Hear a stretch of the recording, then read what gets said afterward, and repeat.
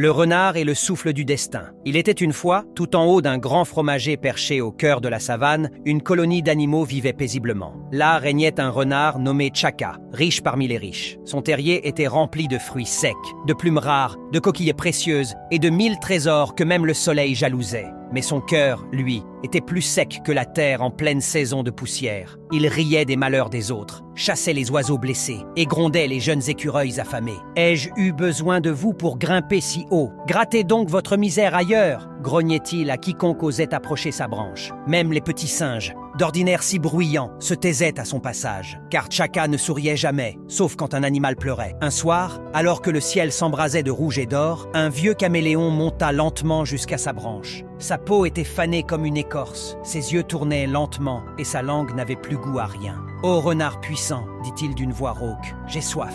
Offre-moi un peu d'eau. » Chaka éclata d'un rire sec comme les branches mortes. « Même l'eau? Tu rêves, vieux lézard. Glisse-toi ailleurs avant que je ne t'envoie les frelons. » Le vieux caméléon ne répondit rien. Il leva lentement les yeux vers la cime, murmura une prière que seul le vent comprit, puis dit doucement « Tu possèdes tout, mais tu n'as rien. Le vent t'apprendra ce que la forêt ne peut. » Cette nuit-là, un souffle étrange traversa les feuillages. D'abord doux comme une plume de hibou, il devint un grondement profond. Les nids tremblèrent, les lucioles s'éteignirent, et même les trésors de Chaka frémirent, comme s'ils avaient peur. Le vent s'engouffra dans son terrier. Il s'insinua dans les racines, glissa entre les feuilles, jusqu'à l'oreille du renard, et lui murmura « Ton cœur est sec.